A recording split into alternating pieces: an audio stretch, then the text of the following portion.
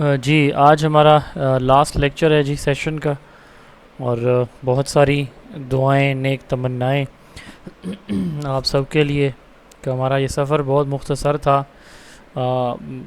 लेकिन कोशिश मेरी थी कि आप लोगों को जितना मैक्सिमम मैं जो है तैयारी करवा सकूं, वो मैंने कोशिश की अपनी तरफ से। बहरहाल फिर भी यकीन करेंगे, एक वो होती है ना जैसे दिल के अंदर के, आपको जो हक़ अदा करना चाहिए था हमें, शायद हम वो नहीं कर सके, तो उसके लिए आप सबसे माजरत ख्वाह भी हैं। लेकिन कोशिश थी कि आप लोगों को जितना मैक्सिमम हो सके अपनी तरफ से मैक्सिमम देने की पूरी कोशिश की है। बहरहाल आज हमारे दो टॉपिक्स हैं, play based learning and active learning. Play based learning क्या होती है कि हमारा बच्चा जो है ना, वो में जैसे छोटा बच्चा है ना, उसका सबसे ज़्यादा मशगला छोटी उम्र में, बचपन में यही होता है कि उसको खेल कूद का टाइम दिया जाए और इन्वायरमेंट दिया जाए। तो the learning environment play an important role in child development. ठीक है, तो अगर इसमें बच्चे जो प्ले बेस्ड लर्निंग है, इसमें ये अर्ली इन्वायरमेंट में बच्चे की फ़िज़िकल, सोशल और इमोशनल जो डेवलपमेंट है ये होती है। It includes the physical, social, and emotional environment. Young children are easily fascinated by the environment, which comprises space, material, routine, and the role of the adult to establish and organize the learning environment. ये learning environment की definition है पहले, फिर हम ये कल भी शायद आपने देखी होगी। Positive learning environment that are appropriately planned, labeled, and provision promote safety, enhance curiosity, and develop interest and interaction. ये चीज़ें कल हमने डिस्कस की थी। अब देखें प्ले बेस्ड लर्निंग क्या होती है, प्ले बेस्ड इन्वायरमेंट क्या होता है। प्ले किसको कहते हैं? Play is a natural and universal experience. Natural जो कुदरती होता है, यूनिवर्सल जिसको हर कोई एक्सपीरियंस करता है। तो play is a natural and universal experience. इसमें बच्चा इंजॉय करता है, इंटरटेन होता है। प्ले स्पॉन्टेनियस एक्टिविटी हो, स्पॉन्टेनियस मतलब जो फौरी हो जाती है। ठीक है, मिसाल के तौर पर बच्चे कोई रग पे बैठे हैं, बच्चे जो है ना वो फ़र्श पे मौजूद हैं, तो उधर ही वो खेलना शुरू करें। चारपाई पे हैं, बेड पे हैं, चेयर पे हैं, सोफ़े पे हैं, गाड़ी में, तो जहाँ पे भी हैं उधर ही स्पॉन्टेनियसली फ़ौरी वो क्या करेंगे, खेलना शुरू कर देते हैं। अच्छा, प्ले अकेला भी हो सकता है और ग्रुप की शक्ल में भी हो सकता है। Play can be quite, loud, serious, amusing. ये इसकी क्वालिटी है कि खामोशी से भी बच्चे खेल रहे होते हैं और उससे ऊंची आवाज़ से भी। सीरियस प्ले भी होता है, बच्चे बड़ी संजीदगी के साथ खेल रहे होते हैं हार जीत को देख के। अम्यूजिंग यानी इसमें इंटरटेन भी हो रहे होते हैं। It can happen anywhere and any time. Play कहीं भी कभी भी हो सकता है। ठीक है, जैसे मैंने बताया कि कहीं सफ़र में जा रहे हैं तो बच्चे को खेलने का ख्याल आएगा। ठीक है, आधी रात को उसकी नींद खुल जाती है तो वो फिर उसको खेलने का ख्याल आ जाएगा। कभी भी कहीं भी हो सकता है। Play involves imagination. इसमें बच्चा चीज़ों को सोचता है। क्रिएटिविटी, वो नए आइडियाज़ जनरेट करता है। एक्सप्लोरेशन, वो चीज़ें डिस्कवर करने की कोशिश करता है। एक्सपेरिमेंटेशन, वो चीज़ों को मैनिपुलेट करता है, चीज़ों के साथ तजर्बात करता है। एंड रेपिटिशन ऑफ एक्सपीरियंसेस, जो एक दफ़ा काम किया उसको बार बार करने की कोशिश करता है। It is free from expectation and failure. छोटी एज में जो प्ले होता है ना, इसमें कोई एक्सपेक्टेशन नहीं होती, बस बच्चे ने अपना वक्त गुजारना है, अपने आप को एंटरटेन करना है, और उसको खौफ का कोई नहीं होती, डर नहीं होता, फेलियर का कोई खौफ नहीं होता।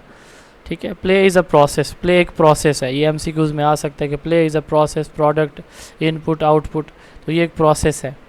It involve self expression. बच्चा अपनी मतलब जो भी उसके जहन के अंदर है, जो सलाहियतें हैं, वो उनको एक्सप्रेस करता है, अंडरस्टैंड करता है दूसरों को।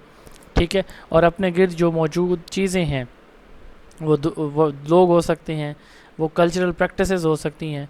ठीक है, तो उनके बारे में वो अपना पॉइंट ऑफ व्यू देता है। साफ ज़रा कि जब बच्चा मुख्तलिफ़ चीज़ों में इन्वॉल्व होगा तो उनको अंडरस्टैंड करेगा, तो एक्सप्रेस भी करेगा। Plays inflexible and free flowing. ठीक है, यानी प्लेज फ्लेक्सिबल, यानी प्ले क्या होता है, फिक्स नहीं होता। ठीक है, यानी ये नहीं है कि एक बच्चा एक ही गेम खेलेगा और एक ही तरीके से खेलेगा, फिक्स नहीं होता। और फ्री फ्लोइंग होता है, अपनी मर्ज़ी से बच्चा जिधर उसको ले जाए। एक बॉल है, उसके साथ जैसे मर्ज़ी बच्चा खेलना चाहे। It is different from organize games with rules. Games की और जैसे क्रिकेट देखें वो एक गेम है, फुटबॉल देखें एक गेम है, हॉकी देखें एक गेम है, वॉलीबॉल एक गेम है। ठीक है, उसके रूल्स होते हैं। प्ले के कोई रूल्स रेगुलेशन नहीं होते। ठीक है। Play is the work of the children, ये बच्चों का काम होता है। It is important for children's healthy development, बच्चे की हेल्दी डेवलपमेंट के लिए प्ले का बड़ा रोल है। ठीक है। Article 31 of the United Nation convention on right of the child UNCRC recognize play as a fundamental right of the children. UNCRC जो 1990 में हुई थी, तो वो कहती है कि प्ले क्या है, बच्चों का बुनियादी हक है। अच्छा, how play sports healthy child development, कि प्ले कैसे जो है ना चाइल्ड डेवलपमेंट को सपोर्ट करता है। प्ले से बच्चे एक्सपीरियंस करते हैं अपने इर्द गिर्द मौजूद वर्ल्ड को, ठीक है, अपने सेंसेस के ज़रिए से, तो इससे उनकी ब्रेन डेवलपमेंट होती है। ठीक है, तो हेल्दी डेवलपमेंट होती है बच्चे की। अब देखिए, प्ले एंड फिजिकल, बच्चा जब खेलता है तो उसकी फ़िज़िकल डेवलपमेंट होती है। ठीक है, strength, coordination and control of their body movements, बच्चे मतलब भागते हैं, दौड़ते हैं, रनिंग करते हैं, जंपिंग करते हैं, ये फ़िज़िकल डेवलपमेंट इससे बच्चे की हो रही होती है। मसल स्ट्रॉन्ग होते हैं, ठीक है, और उसके जो मसल्स को यूज़ करना, किस वक्त बेंड करना है, लिफ्ट करना है, तो ये चीज़ें बच्चा सीखता है। अच्छा, children develop physical skill, run faster, jump higher, skip longer and throw farther. ठीक है, वो तेज़ दौड़ना, ऊंचा जंप करना, ठीक है, इसी तरह दूर तक किसी चीज़ को फेंकना, ये सारी चीज़ें बच्चा सीखता है। Children develop a positive self concept, तो प्ले के ज़रिए से जब उनकी हेल्थ, जिस्म स्ट्रॉन्ग होता है, मसल स्ट्रॉन्ग होते हैं, ठीक है, तो वो फिर अपने बारे में पॉजिटिव जो है ना वो थिंकिंग रखता है कि जी मैं स्ट्रॉन्ग हूँ। प्ले एंड लैंग्वेज डेवलपमेंट, अब जब बच्चे खेल रहे होते हैं ड्यूरिंग प्ले, तो children practice and expand their vocabulary, वो मुख्तलिफ, अब उन्होंने किसी से कोई बात करनी है, कोई पूछनी है या किसी को कोई बात बतानी है, तो वो किसी दूसरे से सुन के, ठीक है, या ख़ुद से या टीचर से सुन के, किसी दूसरे बच्चे से सुन के, वो एक दूसरे के साथ जो कम्युनिकेशन करते हैं, तो इस तरह उनकी वोकेबलरी में इजाफा होता है। बच्चों के अंदर सुनने का जज्बा, कि दूसरों की बात भी सुननी है और उनको रिस्पॉन्स भी करना है। मिसाल के तौर पर जब 2 बच्चे 3 बच्चे खेल रहे होते हैं, तो कोई उनको बुलाता है तो उसकी बात सुनते भी हैं। वो 2 बच्चे खेल रहे हैं, एक कहता है बॉल मेरी तरफ फेंको, एक तीसरा आता है मेरी तरफ फेंको, अब बच्चे ने सुनना भी है और रिस्पॉन्ड भी करना है। Children learn how to negotiate rules and coordinate actions, तो रूल्स को कैसे फॉलो करना है और कोऑर्डिनेशन कैसे डेवलप करनी है अपने एक्शंस के अंदर। ठीक है, ये भी बच्चे उसी से सीखते हैं, प्ले से। प्ले एंड सोशल डेवलपमेंट, अब बच्चे इंटरेक्ट करते हैं दूसरे बच्चों के साथ, दूसरे लोगों के साथ, पीयर्स के साथ, तो इससे उनके वो कोऑपरेट करते हैं। एक बच्चे के पास बैट है, एक बच्चे के पास बॉल है, कोई डोर है, कोई रस्सी है, कोई भी चीज़ खेलने के लिए, कोई टॉय है, खिलौना है, तो उनके साथ शेयर करते हैं। ठीक है, और उनके साथ जो है ना वो अफ़हाम व तफ़हीम करते हैं, निगोशिएट। ठीक है, तो ये भी उनसे बच्चे सीखते हैं। प्रॉब्लम्स का सलूशन बच्चे इसी से, जब दूसरे बच्चों के साथ, मिसाल के तौर पर कोई चीज़ उसकी गिर जाती है, उसको उठाना कैसे है, ठीक है, दूर चली जाती है, उसको पकड़ना कैसे, तो बच्चे प्रॉब्लम्स का सलूशन भी सीखते हैं। Children learn how to take on others perspective, दूसरे लोग क्या सोचते हैं, ये भी बच्चा प्ले के ज़रिए से ही सीखता है। प्ले एंड इमोशनल डेवलपमेंट, तो children become aware of their own and others feeling, तो उनकी अपनी और बच्चों की दूसरे लोगों की फीलिंग्स को वो समझता है बच्चा ड्यूरिंग प्ले, कि मैं क्या करना चाहता हूँ, अगला क्या करना चाहता है, मैं जीतना चाहता हूँ, वो हारना नहीं चाहता। ठीक है, तो children become aware of their own and others feeling, children learn to express and cope with their feelings. ठीक है, वो अपने फीलिंग्स के साथ, जब मैं हार गया, मैं जीत गया, तो ये मुख्तलिफ सिचुएशन में बच्चा फिर सीख जाता है। Children develop self confidence and self esteem, तो बच्चे के अंदर सेल्फ कॉन्फिडेंस भी आता है और सेल्फ इस्टीम, अपना एनालिसिस भी बच्चा सीखता है। Play and cognitive development, children develop their ability to think, remember and understand, उसकी मतलब वो रूल्स रेगुलेशंस, कोई बात किसी ने कही, कोई तरीका किसी ने कोई ट्रिक बताई, तो वो सारी चीज़ें बच्चा सोचता भी है, याद भी करता है, अंडरस्टैंड भी करता है। ठीक है, क्रिएटिविटी एंड इमेजिनेशन, नए वे से खेलना, काम करना बच्चा सीखता है। Children develop the concentration and attention, वो किसी भी टारगेट के ऊपर, किसी भी काम के ऊपर तवज्जो जो है ना वो सीखते हैं।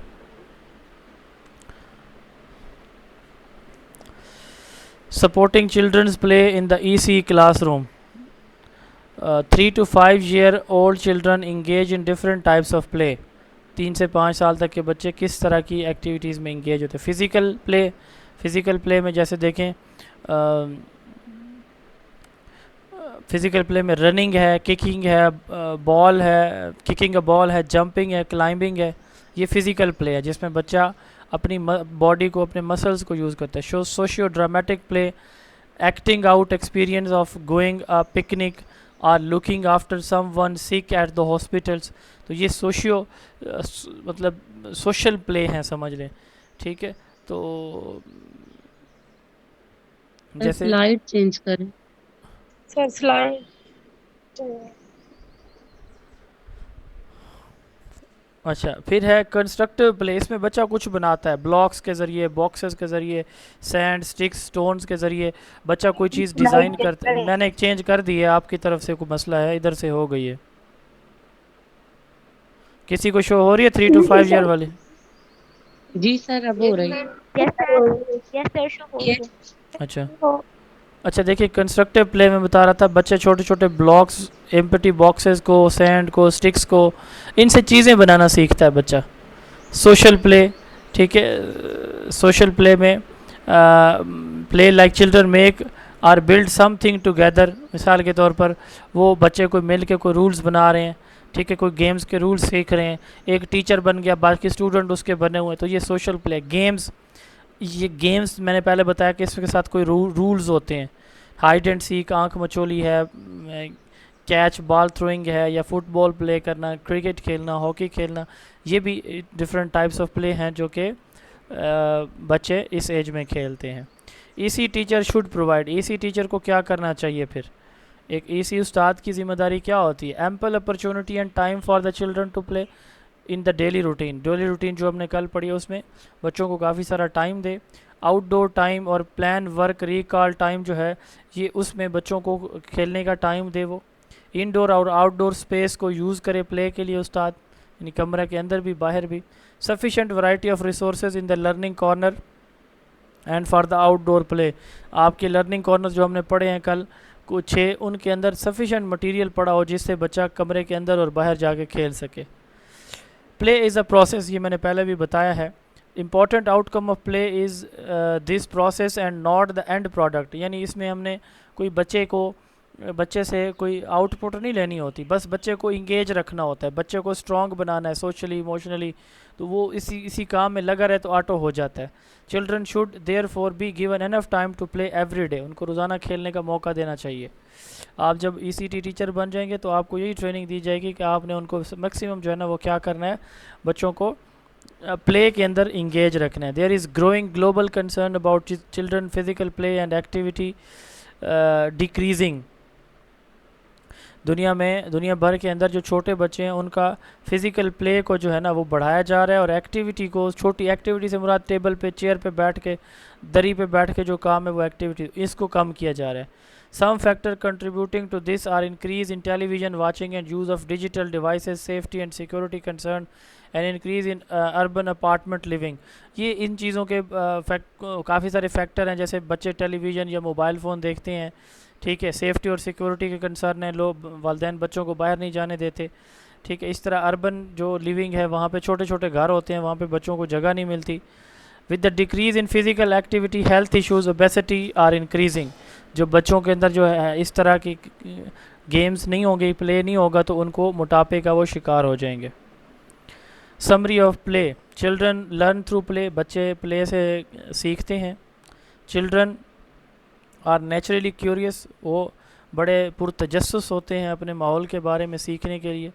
Through their play children interact with other and the environment, they explore, experiment, create and use their imagination. तो खेल से बच्चे दूसरों के साथ, इन्वायरमेंट के साथ इंटरेक्ट करते हैं। दे explore, experiment, create and use imagination. तो वो चीज़ों को डिस्कवर करते हैं, तजर्बात करते हैं, ठीक है, नई चीज़ें बनाते हैं, नए नए मतलब खेल में नई नई रूल्स रेगुलेशन बना लिए, या बॉक्सेस से नए नए डिज़ाइन बना लिए। इस तरह play stimulate children's brain and support their physical, language, social, emotional and cognitive development. Play से बच्चे की ये सारी फिजिकल भी होती है, लैंग्वेज भी, सोशल भी, इमोशनल भी, और कॉग्निटिव डेवलपमेंट भी होती है। अब प्ले बेस्ड पैडागोजीज, इसका क्या मतलब है कि प्ले इसमें सेंट्रल टूल के तौर पर लिया जाता है, ठीक है, यानी प्ले की खेल खेल में बच्चों को सिखाना, ये सेंट्रल मीनिंग्स होंगे इसकी डेफिनेशन में। Educational approach where play is a central tool for teaching and learning. It is rooted in the understanding that young children learn best through active, hands-on and meaningful experiences. Play based pedagogy ये child centre teaching approach है। इसमें structured और unstructured play दोनों होते हैं। जैसे हमने बात की अभी गेम्स की, तो गेम स्ट्रक्चर्ड प्ले होता है, बाकी सारे अनस्ट्रक्चर्ड प्ले होते हैं। मोहतरमा इधर से तो मैं कर रहा हूँ, अब आपका नेटवर्क इशू होगा, मेरी तरफ से तो हो रही है 10 जी। हो रही है शो अब? नहीं हो रही है सर। नहीं सर अब नहीं। इधर से तो कोई मसला नहीं है नेटवर्क का, फिर आप लोगों का वो प्रॉब्लम होगा।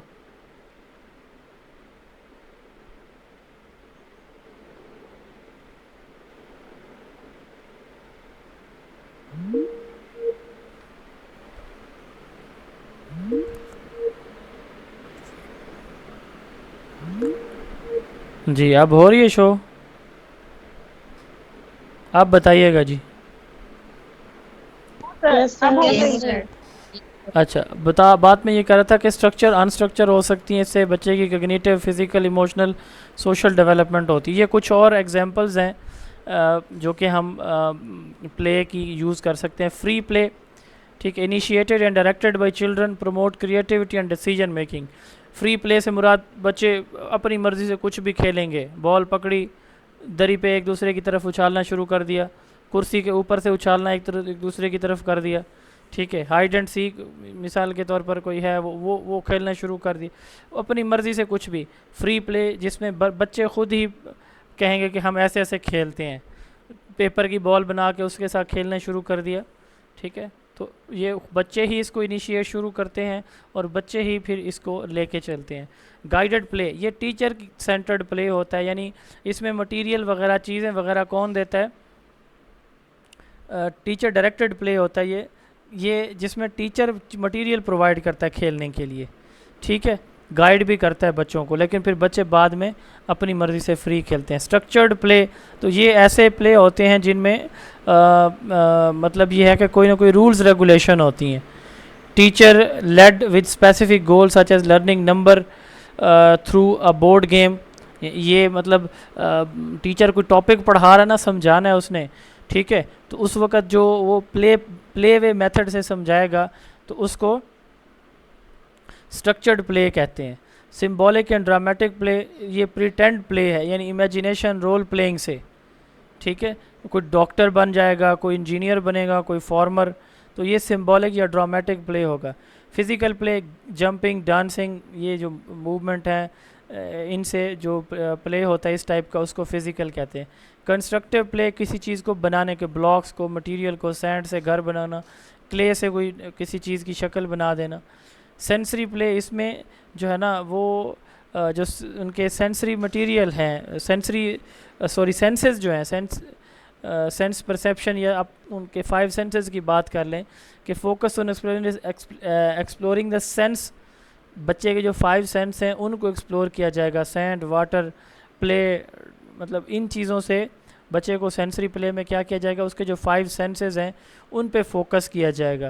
मिसाल के तौर पर इसमें क्या होगा कि सैंड से बच्चे क्या करेंगे, उसको अपने हाथों में पकड़ के उसको, मतलब ये है कि उसको गीला करके उससे कोई घर बनाना चाहते हैं, ठीक है। अच्छा, सैंड से कोई वैसे कोई रास्ता बना देते हैं बच्चे, तो इसमें बेसिकली वो अपने 5 सेंसेस यूज़ करते हैं। उसके बाद ये वाटर प्ले, बच्चे क्या करते हैं, पानी में खेलते हैं, ठीक है, सिंकिंग, फ्लोटिंग, ये चीज़ें सीखते हैं। अच्छा, ड्रेसअप एंड रोल प्ले, तो इसमें वो यानी रोल प्ले पहले भी है, इसको प्रिटेंड प्ले भी कहते हैं, तो वो कुछ बनने की कोशिश करते हैं किसी दूसरे के, be like doctor, be like farmer. Drawing and painting, तो बच्चे इसमें ब्रशेस से, क्रेयॉन से, पेजेस से, मट्टी से, कुछ कलर से ड्राइंग, पेंटिंग बनाने की कोशिश करेंगे। म्यूज़िक, सिंगिंग एंड डांस, तो इसमें बच्चे म्यूज़िकल इंस्ट्रूमेंट्स को जो है ना वो यूज़ करना सीखते हैं। प्रिटेंड कुकिंग, तो इसमें वो कुछ कुकिंग जैसे को कर रहा हो तो उस तरह करके दिखाने की कोशिश करते हैं। तो ये थी जी different types of play.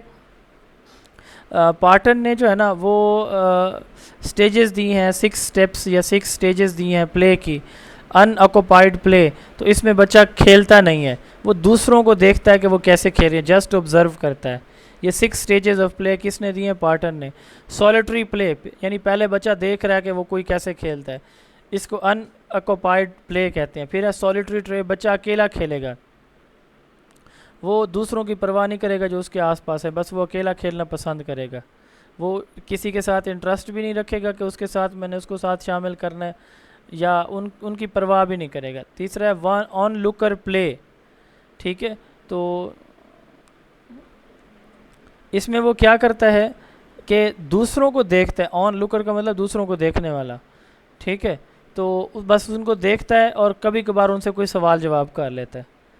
Parallel play, ठीक है, वो एक बच्चा खेल रहा है तो ये भी उसी तरह का खिलौना लेके उसी के जैसा खेलने की कोशिश करेगा जैसे वो खेल रहा है, ये पैरेलल प्ले है। एसोसिएटेड या एसोसिएटिव प्ले, ठीक है, इसमें the child play with others but little organisation और रूल्स, बहुत मुख्तसर से ना होने के बराबर रूल्स होंगे, दूसरों के साथ मिलके बच्चा इसमें भी खेलेगा। लास्ट वन है कोऑपरेटिव प्ले, ये टीम वर्क में होता है, जैसे टीम की शक्ल में बच्चा खेलेगा तो ये क्या कहलाएगा? Cooperative play. उसके बाद जो सेकंड टॉपिक है आज का हमारा वो है एक्टिव लर्निंग। एक्टिव लर्निंग किसको कहते हैं? यंग चिल्ड्रन, छोटे बच्चे एक्टिव लर्नर होते हैं, वो अपने इर्द गिर्द मौजूद चीज़ों को ऑब्ज़र्व भी करते हैं, सुनते भी हैं, उनको यूज़ भी करते हैं, टच भी करते हैं, इसी तरह टॉक, स्मेल, टेस्ट, ये सब कुछ वो करते हैं। जो कुछ उनके इर्द गिर्द है उसको हाथ लगाने की कोशिश करते हैं, उसको मूव करने की कोशिश करते हैं, ठीक है, उससे बातें करने की कोशिश करते हैं, ये सारे काम बच्चे कर रहे होते हैं। तो ये छोटे बच्चों के अंदर इसी के अंदर एक्टिव लर्निंग सबसे इम्पॉर्टेंट अप्रोच होती है, ठीक है। अब इसमें वो कौन कौन सी चीज़ें जिनसे बच्चे एक्टिवली लर्न कर सकते हैं? मटेरियल से, उनको मैनिपुलेट करके, डिफरेंट चॉइसेस से, ठीक है, सपोर्ट से, लैंग्वेज से, ये वो चीज़ें हैं, ये वो कंपोनेंट हैं, इंग्रेडिएंट्स हैं जो कि एक्टिव लर्निंग में ज़रूरी होते हैं। मटेरियल पढ़ाओ, उनको यूज़ करना बच्चे को आए, किसको यूज़ करना है किसको नहीं करना, यानी चॉइस बच्चे की, सपोर्ट जहाँ पे उसको नहीं समझ आ रही उसका उस्ताद उनकी हेल्प कर रहा हो, लैंग्वेज बच्चे को सवाल करना भी आए और अगले की बात समझना भी आए। तो ये एक्टिव लर्निंग के क्या हैं? की कंपोनेंट्स होते हैं। When children are involve in active learning, बच्चे जब चिल्ड्रन या बच्चे जब एक्टिव लर्निंग में इन्वॉल्व होते हैं, क्या होता है फिर? Choose material and make decision about how to use them, वो मटेरियल चूज़ करते हैं एक्टिव लर्निंग के दौरान कि उनको यूज़ कैसे करना है। एक्टिविटीज़ वो इनिशिएट करते हैं, मटेरियल को एक्सप्लोर करते हैं अपने सारे सेंसेस को यूज़ करके, देख के, सूंघ के, टेस्ट या टच करके। Talk about their experiences and action, अपने एक्सपीरियंसेस और एक्शन के अबाउट बात करते हैं, और अडल्ट की सपोर्ट भी उनको चाहिए होती है, ठीक है। तो प्ले जो है ना, एक एक्टिव लर्निंग में इस एज में इसी के अंदर प्ले का बड़ा रोल होता है जो अभी हम पढ़ चुके हैं, ठीक है। टीचर को भी एक्टिव लर्निंग में जो है वो टीचर भी सपोर्ट करता है, क्लासरूम को सेट करता है, वैरायटी और क्वालिटी ऑफ रिसोर्सेज वो प्रोवाइड करता है बच्चे को ताकि बच्चा उनसे एक्टिविटीज़ में इन्वॉल्व हो। डेली रूटीन के अंदर टीचर जो है ना वो प्ले को और एक्टिविटीज़ को क्या करता है? इंक्लूड करता है। अब ये एक लर्निंग होती है एक्टिव, एक होती है पैसिव। एक्टिव लर्निंग से मुराद ये है ऐसी लर्निंग जिसके अंदर स्टूडेंट इन्वॉल्व है और टीचर की इन्वॉल्वमेंट कम है, ये एक्टिव लर्निंग होती है, ठीक है। तो अब और तो दूसरी होती है ना पैसिव लर्निंग, ये एक ऐसी, अच्छा मैंने ना आपको एक लेक्चर दिया था, सेकंड लेक्चर था आई थिंक, तो वो एक्टिव लर्निंग के ऊपर था, डेमो के अंदर। मैं दोबारा भी भेज दूंगा, उसमें कुछ चीज़ें ऐसी हैं जो यहाँ पे फिर मैंने ऐड नहीं की, मैंने कहा डेमो में दी हुई हैं, तो वो दोबारा मैं भेज दूंगा आप लोगों को, आपने वो वाली भी एक नज़र देख लेनी है, ठीक है। तो एक्टिव लर्निंग में स्टूडेंट की मैक्सिमम इन्वॉल्वमेंट है, टीचर की इन्वॉल्वमेंट ना होने के बराबर है, जबकि पैसिव में स्टूडेंट की इन्वॉल्वमेंट कम है और टीचर की इन्वॉल्वमेंट ज़्यादा होती है। हमारा फोकस एक्टिव लर्निंग के ऊपर है, ठीक है। की प्रिंसिपल कौन कौन से? एक्टिव लर्निंग चाइल्ड सेंटर्ड होगी या टीचर सेंटर्ड होगी? जी, child teacher centre, active learning teacher centred नहीं होगी, स्टूडेंट सेंटर्ड या चाइल्ड सेंटर्ड होगी, ठीक है।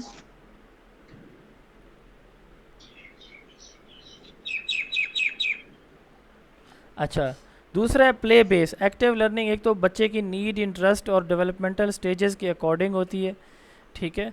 अच्छा, दूसरा ये प्ले बेस, इसमें जो फोकस किस चीज़ के ऊपर होता है कि बच्चे को इमेजिनेटिव या कंस्ट्रक्टिव प्ले में इन्वॉल्व किया जाए। तो उसमें बच्चा अपने सेंसेस को भी यूज़ करता है, मसल्स को भी यूज़ करता है, हैंड्स ऑन एक्सपीरियंसेस, इससे बच्चा डायरेक्ट एक्सपीरियंस गेन करता है किसी भी चीज़ के बारे में, किसी चीज़ को यूज़ करने में, उसको किसी चीज़ को ओपन करने में, क्लोज़ करने में। जब वो बच्चा अपने हाथ से कर रहा होता है, ठीक है, तो बाज़-औक़ात उससे होता है, बाज़-औक़ात नहीं भी होता, तो इसको हम कहते हैं ट्रायल एंड एरर, ठीक है। इससे बच्चा सीखता है, लर्निंग थ्रू ट्रायल एरर। एक दफ़ा किया नहीं हुआ, दूसरी दफ़ा किया नहीं हुआ, तीसरी दफ़ा हो गया, इसको ट्रायल एंड एरर लर्निंग कहते हैं, या कॉज एंड इफ़ेक्ट एक्सपेरिमेंट भी कहते हैं, ठीक है। एक्सप्लोरेशन एंड इंक्वायरी, बच्चा इसमें चीज़ों को एक्सप्लोर करने की कोशिश करता है, डिस्कवर करने की कोशिश करता है, वो चीज़ों को प्रिडिक्ट करता है कि ये ऐसा पॉसिबल, ऐसा हो सकता है, ऐसा हो सकता है।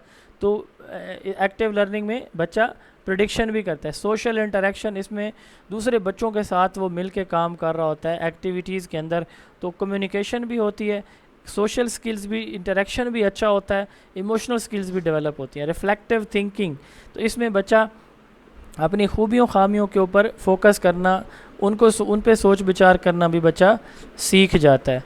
अब ये जी बेनिफिट्स ऑफ एक्टिव लर्निंग के क्या क्या फ़वाइद हैं। कॉग्निटिव डेवलपमेंट, अब देखें एक्टिव लर्निंग से बच्चे की अंदर प्रॉब्लम सॉल्विंग, क्रिटिकल थिंकिंग और क्रिएटिविटी डेवलप होती है। लैंग्वेज, एक्टिव लर्निंग से बच्चे की वोकेबलरी बढ़ती है, लिसनिंग स्पीकिंग स्किल्स बढ़ती हैं, यानी ओवरऑल कम्युनिकेशन स्किल्स बेहतर होती हैं। फिज़िकल स्किल्स, तो एक्टिविटी बेस्ड लर्निंग से हमने पढ़ा है कि फाइन मोटर स्किल्स होती हैं जिनमें लार्ज मसल्स इन्वॉल्व होते हैं, और ग्रॉस मोटर स्किल्स होती हैं जिनमें बड़े मसल्स इन्वॉल्व होते हैं, और फाइन मोटर स्किल्स होती हैं जिनमें हमारे छोटे मसल्स इन्वॉल्व होते हैं, जैसे फिंगर्स वगैरह हो गई। तो ऐसी इससे बच्चे के अंदर फाइन और ग्रॉस मोटर स्किल्स डेवलप होती हैं। सोशल एंड इमोशनल, बच्चा कोऑपरेशन करता है, उसके अंदर हमदर्दी आती है, उसके अंदर कॉन्फिडेंस आता है। तो ये सोशल और इमोशनल डेवलपमेंट हैं जो कि एक्टिविटी बेस्ड लर्निंग की वजह से होती हैं। आप देखें जी एग्जांपल्स हैं कि एक्टिविटी बेस्ड लर्निंग कौन कौन सी, एक्टिव लर्निंग कौन कौन सी होती है। लर्निंग थ्रू प्ले, अभी आपने पढ़ा है कि प्ले बेस्ड जो लर्निंग है ये क्या होती है, एक्टिव लर्निंग होती है। इसी तरह रोल प्ले है, बच्चा किसी भी दूसरे शख्स का, किसी भी दूसरी पर्सनैलिटी का मतलब ये है कि रोल प्ले करके दिखाता है, ठीक है। रोल प्ले या ड्रामेटिक प्ले इसको कहते हैं, डॉक्टर बन के, टीचर बन के दिखाएगा। इससे बच्चे के अंदर हमदर्दी, दूसरे प्रोफेशन के बारे में नॉलेज और कम्युनिकेशन डेवलप होती है।